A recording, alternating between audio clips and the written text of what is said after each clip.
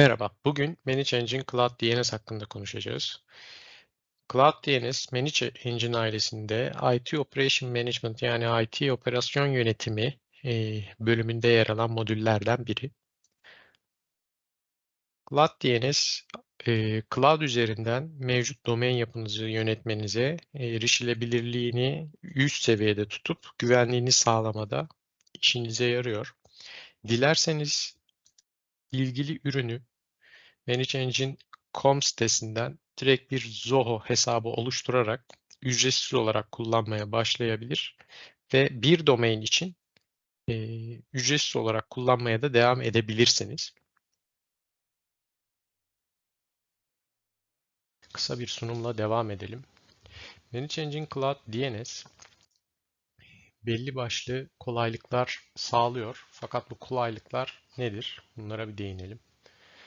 Hem bütçe dostu olması hem de dünya genelindeki lokasyonlardan ulaşım, yedeklilik ve güvenlik taramaları sebebiyle hem performans hem erişilebilirliğin hızlı ve güvenli olması sebebiyle tercih edilebiliyor.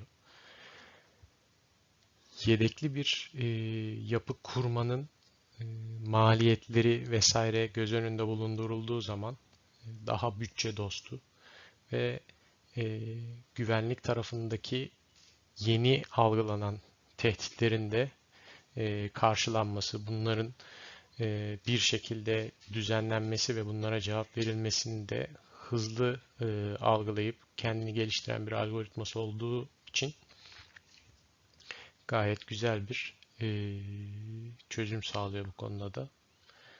Dağınık yapılarda yani çok sayıda domain ve bu domainlerin çok dağınık yapılarda enterprise seviyede yönetildiğini düşününce iş birazcık karışsa da yine Manage Engine Cloud DNS bu yapılarda gerek monitoring olsun gerek uygulanan polisilerle birlikte erişimin yine lokasyon bazlı filtrelerle sağlanmasıyla aslında yine bize kolaylık sağlayabiliyor. Gerçek zamanlı bir DNS trafiği izleme verisi sunuyor.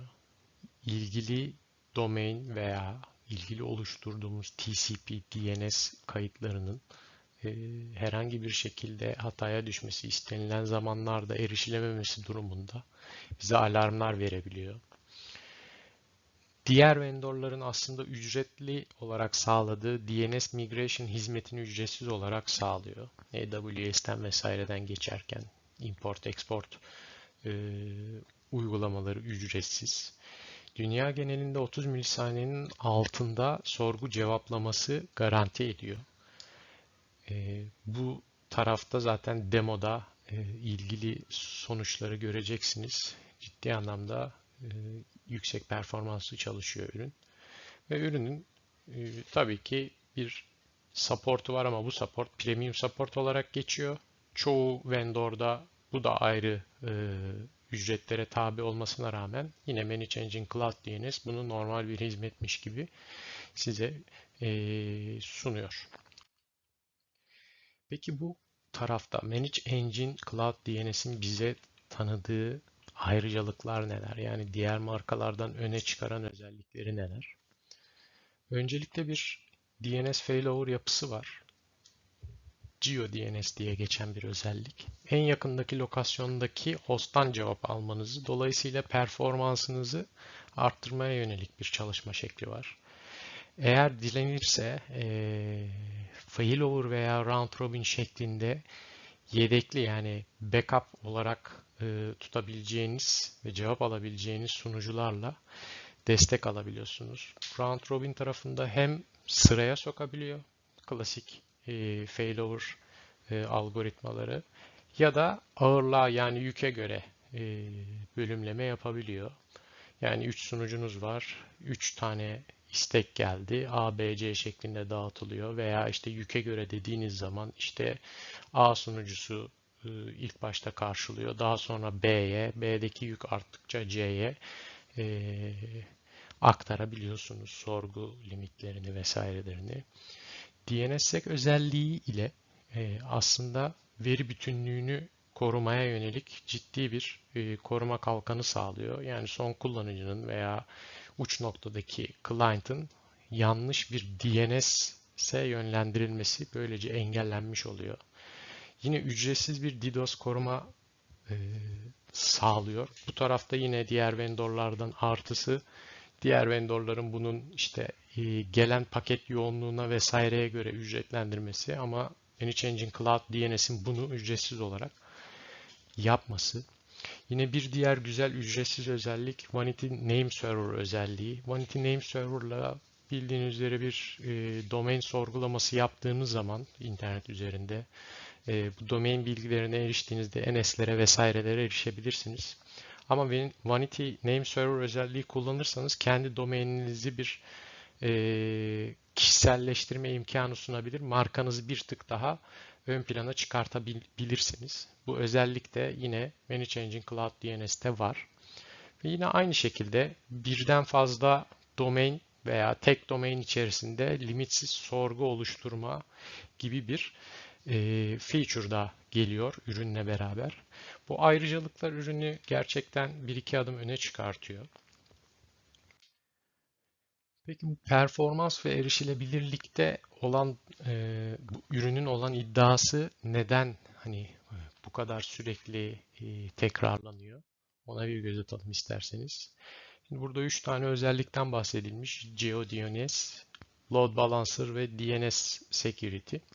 Şimdi GeoDNS, DNS sorgusuna fiziksel olarak en yakındaki hosta yönlendirme politikası ve bu politikanın aslında bazı IP filtrelemelerle veya geo filtrelemelerle yönetilebilmesi, yani bunu oto olarak veya manuel olarak yapılabilmesi ve bunu domain bazı da kategorize edebilmesi aslında ürünün güzel bir özelliği. Bu sayede hem erişilebilirlik hem de performans ciddi anlamda uç seviyeye çıkıyor. Load Balancer tarafında belirtilen kayıtlarda yüksek erişilebilirlik sunulabiliyor. Hem failover hem round robin tarafında desteği var. Hem de DNS security tarafında bir DLP gibi düşünülebilir bu tarafı. Hani hem veri orijinalliğini hem de veri bütünlüğünün kontrolü yapılarak uç noktadaki kullanıcının doğru DNS kayıtına yönlendirilmesi sağlanıyor. Bu üç özellik de önemli özellikler. Ürün bunlarda zaten iyi olduğunu, yani bu özelliklerde size iyi hizmet sunduğunu garanti ediyor. Lisanslama modelinde ise 5 farklı model var. Free harici hani biraz önce bahsettiğimiz özelliklerden mesela Vanity Server, DDoS support, yani DDoS hatalarını veya DDoS saldırılarına karşı bir support var ürünün demiştik, ücretsiz, veya DNSSEC gibi özellikler bakın bütün paketlerde geliyor, yani bütün paketlere dahil özellikler. Tabii fiyatlama konusu değişkenlik gösterebilir.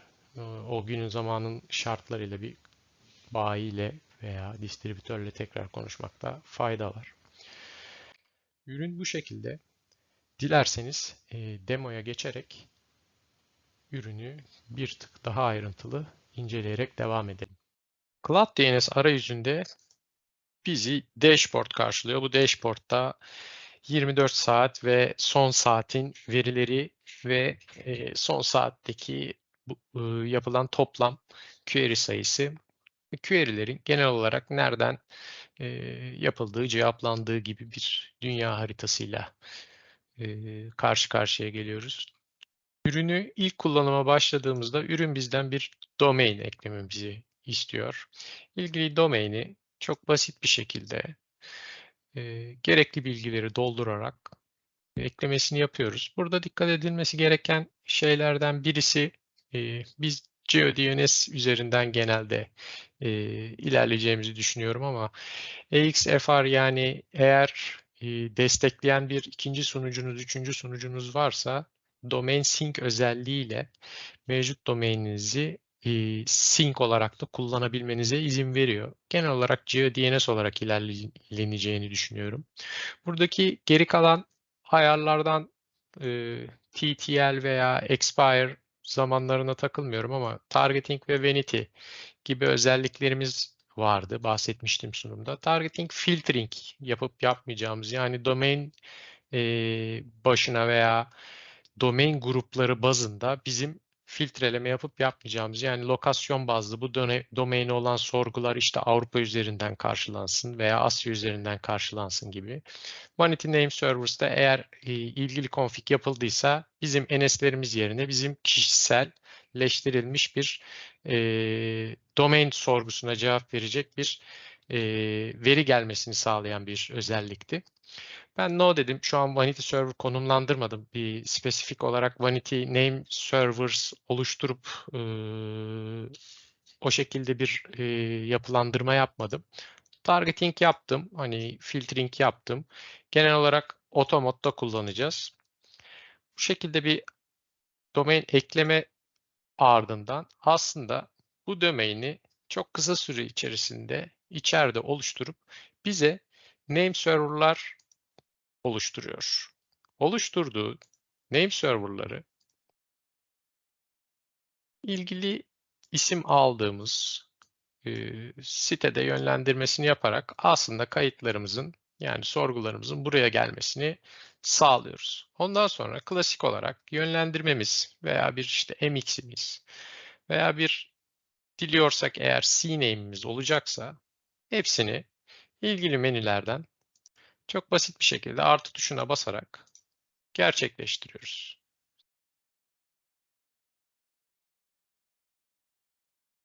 Burada bir veri yani bir kayıt oluşturulurken aslında bize sorduğu filter, bakın bizim oluşturduğumuz GeoDNS filterlarına göre nereden erişilebileceğini biz seçebiliyoruz. Yani targeting diye belirttiğimiz şey aslında burada bizim karşımıza çıkıyor. Sadece Avrupa'dan erişilsin, daha doğrusu Avrupa üzerinden karşılık verelim ya da US üzerinden gibi veya World Default, yani tüm dünya üzerinden ben bu test.irfankaraman.com sorgusuna cevap verebileyim. Yine e, demoda da daha doğrusu sunumda da bahsetmiş olduğum üzere bizim standart round robin ve failover olarak 3 çeşit yedekleme, yani bir redundancy mekanizmamız vardı. Round robin olarak demiştik ki bir yüke göre ilerleyebiliyoruz. Bir IP adresi tanımlayıp yüke göre ilerleyebildiğimiz gibi failover tarafında da hem yüke göre hem de önceliğe göre ilerleyebileceğimiz bir politika seçmemize izin veriyor bize. Yapılandırma gördüğünüz gibi çok basit.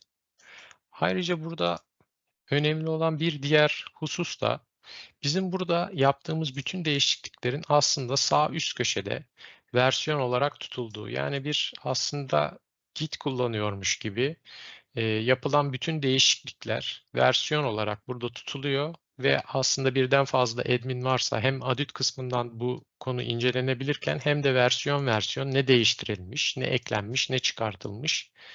Dilenirse sağ alt köşedeki Restore menüsüyle de ilgili config geriye dönülebiliyor. Monitör tabımız var. Monitör tabımızda TCP, website, ping ve DNS olmak üzere çeşitli monitoring e, hizmeti sağlıyor bize Cloud DNS ve burada bu hizmeti aslında alertlere de dönüştürebiliyor.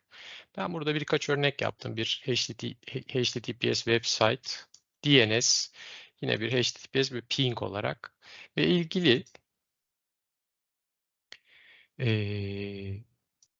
web sitesini mesela 5 tane point seçip işte US, Brezilya, İspanya, Türkiye ve Avustralya gibi lokasyonlardan izlenmesini talep etmişim. Response time'ları, hold zamanları, ortalamaları hepsini çıkartıp bir grafik şeklinde sunuyor. Monitörleme birden fazla domainin olduğu enterprise yapılarda, karmaşık yapılarda, büyük yapılarda çok işe yarayacak bir özellik. Aynı zamanda alarma da dönüştürülebildiği için Buradaki yapının herhangi bir sıkıntıda alarma dönüşeceği için sizin izleme operasyonunuzu da geliştiren bir özellik. Audit aksiyonumuz var demiştik. Hangi domainde hangi kullanıcı ne yaptıysa, mesela update işlemi ne zaman yaptıysak, mesela 2 update yaptığımızı bugün gösteriyor. Filter bölümümüz bahsettiğimiz GeoFilter ve IP Filter olarak kullanabiliriz demiş olduğumuz, üzerinde durduğumuz bölüm. GeoFilter bölümünde bütün kıtalardaki şehir bazlı seçeneklerle bize bir filtre oluşturmamıza olanak sağlıyor. Mevcutta bir e, Avrupa ve US var. Bir de Asya oluşturayım.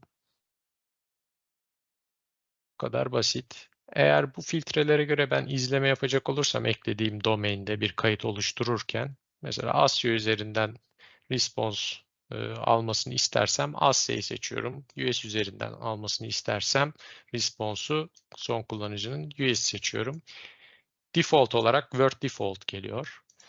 Güzel bir kullanıcı arayüzü var. User adet bölümünde yine hangi user ne işlemi yapmış vesaire gösterebiliyor. Yetkilendirmesi mevcut. Operatör kullanıcı açılabiliyor. Yine bir alert durumunda vesairede hangi domainin hangi e-mail adresine alert vermesi gerektiği gibi şeyler algılanabiliyor. Bir Analytics bölümü var. Bu Analytics bölümünde ayrıntılı bir raporlama sunuyor. Total yapılan sorgu ve saatlik ortalama minimum ve maksimum değerleri görebiliyorsunuz. İlgili domain içerisinde ise daha ayrıntılı bilgiler sunuyor bize. Hangi kayıtın ne kadar sorgulandı? İşte A kaydı 15.000 kere sorgulanmış, NS'ler işte 37, MX 28 gibi. İlgili kayıtları grafiksel olarak da aynı şekilde gösterebiliyor. İster kapatıp ister açıp istediğiniz raporu almanızı sağlıyor aslında. Error bölümündeki yapılandırmayı gösteriyor ve dünyanın neresinden daha çok sorgu aldığınızda bu kadar ayrıntılı bir şekilde uygulama size göstermiş oluyor. Yine aşağıda da text şeklinde var. Yukarıda haritada belirttiği rakamları aşağıda text olarak da verip aynı zamanda search button ile de hizmet veriyor. Ücretsiz migration sunuyor demiştik. Uyumlu vendorlarla ücretsiz olarak bir export import işlemi yapılabiliyor. Zone transfer yine keza aynı şekilde yapılabiliyor. Vanity server, vanity name server setup yeri config'in altında. Ben yapmadım şu an. İhtiyaç duymadım. Veya zone grupları oluşturularak dediğimiz gibi zone by zone response time'lar veya izlemeler sağlayabiliyor. Ürün gayet stabil. E, Lisanslama modeline göre sunduğu özellikler biraz değişiyor. Fakat hani bir domain veya işte 5-10 domain için ortalama ücretlerde olduğunu düşünüyorum. Umarım bilgiler işinize yarar. Gelecek videoda görüşmek üzere.